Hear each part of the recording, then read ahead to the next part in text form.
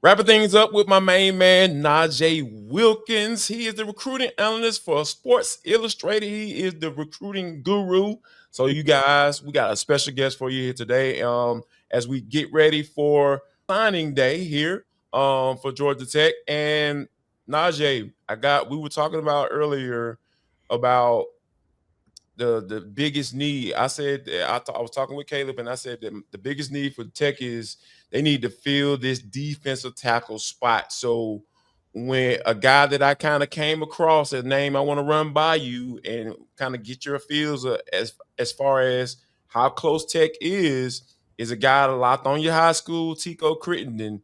Is he a guy that Tech fans should be looking forward to putting on that Tech yellow? Yeah, for sure. They're definitely in that mix. They're definitely in that conversation right now. Two teams going neck and neck is them and Mississippi State, right? So it comes down to, where he wants to do. Does he want to leave home or does he want to stay home, right? He could be a hometown hero. He plays at Lithonia High School. They're coming off one of their better seasons. They just went to a quarterfinals. Unfortunately, lost to Creekside 35-7. A program that's ascending, right? Had one of their best years in program history. And then also you had Coach Jess Simpson. You had Coach Pope go out to see him personally during their bye week this past year. So obviously that's massive. They like him. They already have obviously three guys committed right now. I think they're trying to fill in about one or two more spots, obviously, on that defensive line for this recruiting class. But they just want guys that can put in their plug and play, and you can be in that rotation early on and often. Remember, they're going to lose a couple guys, right? Kilo Stone's gone. Obviously, Jordan Vanderburg's gone. So who's going to be up next? You're probably going to hit the portal, get a couple guys, but you're also probably going to have to lean on a couple guys, young guys, in the rotation in order to help contribute. I think Tico fits it like a glove. And if he was to come to Georgia Tech, he'd be a great fit. Yeah, I got a chance to talk to one of my guys who I really trust over there at Lithonia, and he said Tico can be one of those dudes. But I think that one thing that kind of concerned me a little bit. Now you say he's a mid-year guy. Now, from my understanding, is those are guys that will have to come in and enroll right before training camp. Now, how does Coach Key feel about those type of guys?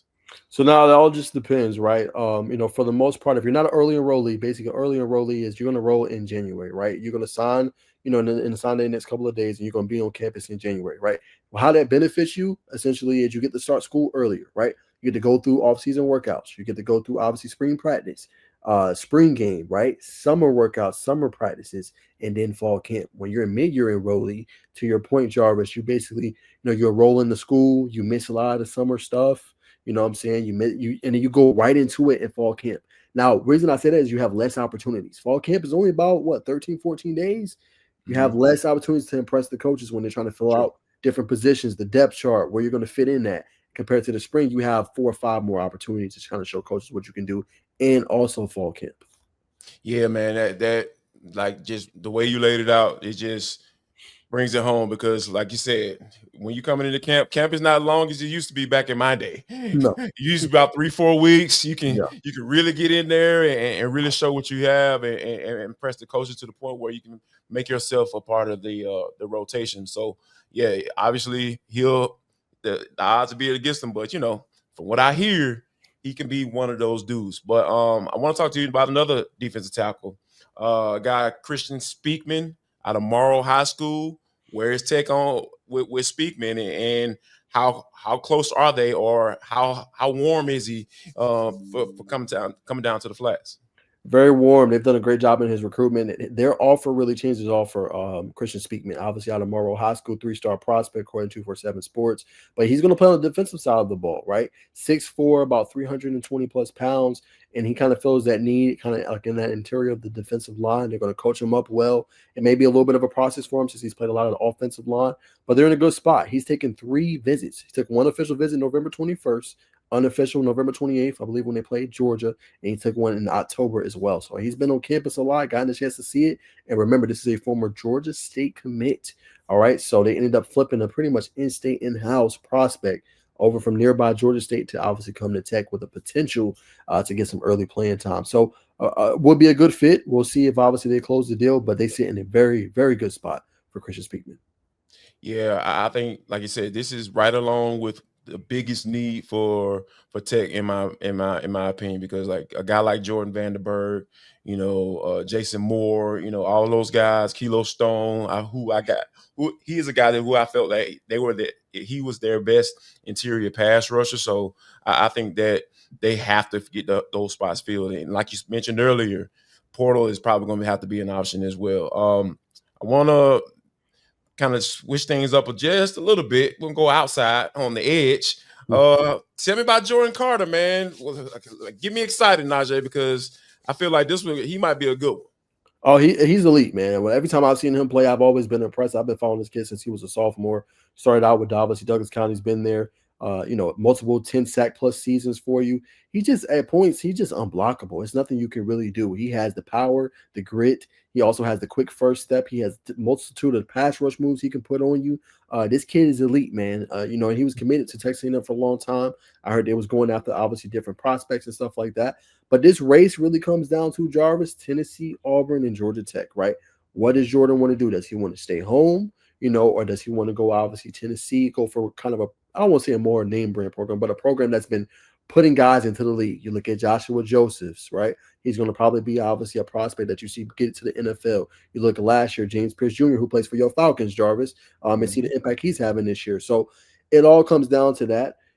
But he can really be a guy, I think, year one for Georgia Tech that can really stand out. You couple and combine him with an Andre Fuller, right, junior, who's I think is going to have a really good sophomore season, along with a Christian Garrett. You got some guys now that can make some noise on that defensive line, an area they've struggled with creating pressure consistently in the run game. We know about it this year. They didn't defend the run very well. They was like 150th ranked plus in defending the run. Jordan Carter is good at contain. He's not only good at rushing the passer, but he's also good at containing the edge and also making a difference in the run game. Yeah, that's exactly what Tech needs. And I think that, when we'll be looking forward to see whether or not he's going to be willing to take a trip on down to the flats for the next 3 years, because based off of what I'm hearing, he might be a guy that can play on Sunday as well. And that Tech needs as many of those guys they can possibly get. Now, let's talk about some of the guys that are committed, hard commits. You got a flip candidate in Keelen Jones, and tell me about Braylen Outlaw.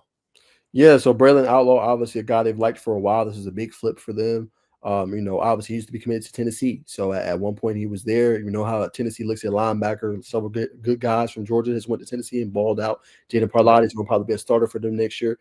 But it was so big for them to flip him because he's athletic, right? We think about some of the games we've seen this year. Jarvis came in Spalding. I kept advocating and telling you, hey, I want to see him play more because just the athleticism he brings on the defensive side of the ball. You're getting basically that in a Braylen Outlaw that can play different multiple positions. Now, they already got CJ Gamble coming into this 2026 class as well from Carrollton. Now, he's your headhunter. He's your hard hitter, right? He's kind of like that Kyle Eifert. But then you get a guy similar to a build of a Cayman Spalding that you can pretty much match up anywhere in the box, playing the slot against the tight end, maybe even guarding some of those slot receivers. He can do a little bit of everything, and he can also cover his butt off as well, when he's put in those situations. So you're thinking about a guy that you're probably not going to have to rotate too much, and you're probably going to put him in different packages on those third and longs where he can match up against different guys and cover really well. Yeah, I think that you talk about Cayman Spalding. He's another kid from DeKalb County, Miller Grove High School. So it's something in the water. I hear in DeKalb County, man. So I'm looking forward to him stepping into that role, and hopefully Braylen Outlaw can be another guy to add into the fold as well. Now, go ahead. No, I was gonna say, and then I know you asked about Keelen Jones. So Jones is a guy they've been high on for a while, Jarvis, right? It's a guy they've wanted. They was recruiting him even when he committed to Georgia. This has been a nonstop relationship, and the key in it was the consistency throughout.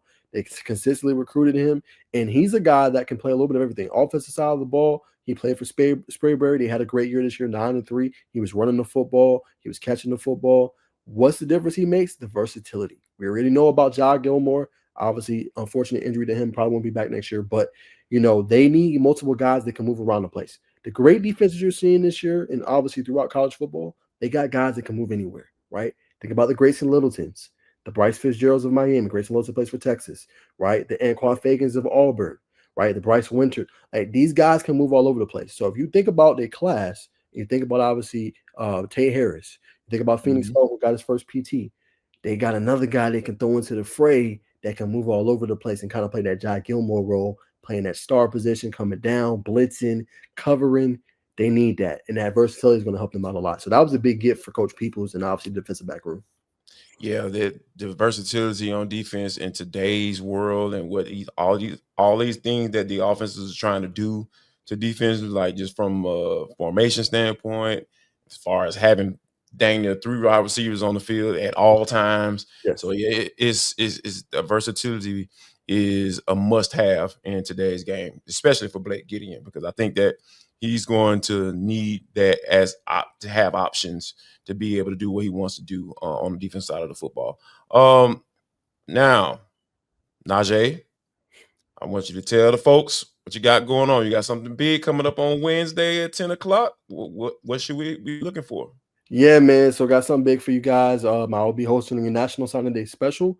I will be at Jonesboro to start the day. I'll be on site there for the first hour, 15 minutes, and we'll be hosting their National Signing Day. They got 5 recruits: Cortez, Braylen, John Tavis, Wyman, Frank Jackson are some of the headliners there. So I will host that. My co-host Bacon, Arvon Bacon of Bacon Network, he will be hosting from home.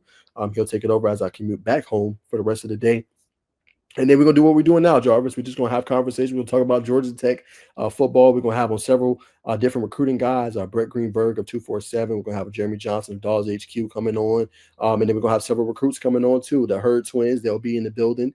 We'll talk to them. We'll talk to several people, man. So y'all stay tuned. 10 o'clock on my YouTube channel at NAJEH, Najeh, NAJEH, Wilk, WILK. Y'all can check me out there, man. I'll be live for most of the day. I might even do a post-game show, too. We'll see.